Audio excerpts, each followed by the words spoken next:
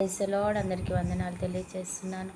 ఈరోజు దేవుడు ఇచ్చినటువంటి వాగ్దానము యోబు గ్రంథము 42 అధ్యాయం 10వ వచనంలో వ్రాయబడినట్టుగా, యోబు తన స్నేహితుల కొరకు ప్రార్థన చేసినప్పుడు యెహోవా అతని క్షేమస్థితిని తిరిగి మరలా అతనికి ఇచ్చెను.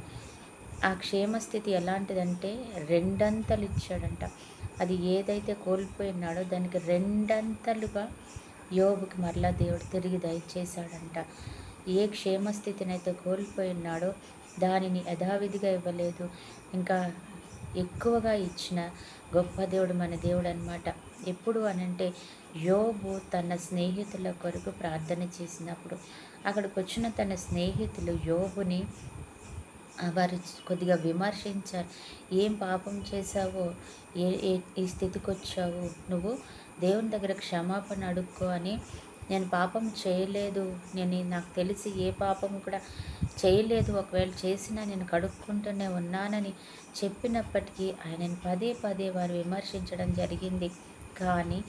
కానీ దేవుడు ఆయన చెప్పిన మాటను ప్రకారము యోబు తన స్నేహితుల కొరకు, తను ప్రేమించిన వారి కొరకు ఆయన ప్రార్థన చేస్తున్నాడంట.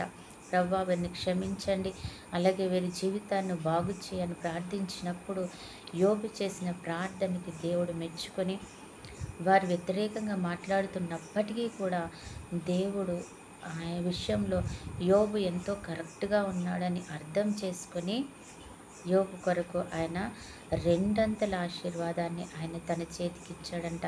ఈరోజు మనతో కూడా అంటున్నాడు దేవుడు, నువ్వు నీ శత్రు నిమిత్తమే ప్రార్థన చేయి, నీకు వ్యతిరేకంగా మాట్లాడుతున్న వారి కొరకు నువ్వు అంగలార్చు, దేవుడు నీ జీవితంలో గొప్ప కార్యం చేస్తాడు.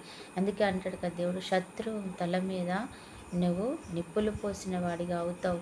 నువ్వు ఆయనను ప్రేమించి ప్రార్థన చేసినట్లయితే వారు పశ్చాత్తాపడతారు, వారు నిన్ను అర్థం చేసుకుంటారు, వారి నీ జీవితంలో వారు ఎంతో ఎక్కువగా నిన్ను ప్రేమించే వారిగా మారిపోతారనమాట. అందుకని శత్రువుగా చూడకూడదు, కానీ దేవుని కొరకు ముఖ్యమైన పాత్రగా వారిని ఎంచి వారిని దేవుని దగ్గర తీసుకురావాలనే ఆలోచనతోటి వారి కొరకు ప్రార్థన చెయ్యి అని దేవుడు మనకు మాట్లాడుతున్నాడు అనమాట ఈరోజు. అందుకే అంటున్నాడు, యోబు తన స్నేహితుల కొరకు ప్రార్థించినప్పుడు రెండంతల ఆశీర్వాదాన్ని నేను ఆయనకి ఇచ్చాను, అలాంటిది మీరు కూడా ప్రార్థించినప్పుడు మీకు కూడా అద్భుతం చేస్తాను అంటున్నాడు. దేవునికి మహిమ కలుగును గాక. ప్రార్థన చేసుకుందాం. ప్రార్థన. పరిశుద్ధుడైన దేవా, ప్రేమ కలిగిన తండ్రి, నిజమే ప్రభా, నువ్వు చెప్తున్నావు తండ్రి, యోబు కొరకు చేసిన ప్రార్థనను బట్టి అయా తండ్రి ప్రభేసే తన స్నేహితుల విషయంలో చేసిన ప్రార్థనను బట్టి యోబుకి రెండంతల ఆశీర్వాదం, మేలు, అయా విడుదల, సమాధానం దయచేసా ప్రభా. అలాగే మా జీవితంలో కూడా తండ్రి అటువంటి నిజంగా కృపను మాకు దయచేయండి, అటువంటి ప్రేమను మాకు దయచేయండి తండ్రి. ఆ రీతిగా శత్రు కొరకు ప్రార్థించే కృపను దయచేయండి తండ్రి. ప్రభా యేసయ్య, మా తోటి వారి కొరకు మేము ప్రార్థించే కృపను దయచేస్తున్నప్పుడు తప్పకుండా నువ్వు మా జీవితంలో అది దయచేస్తావు ప్రభా.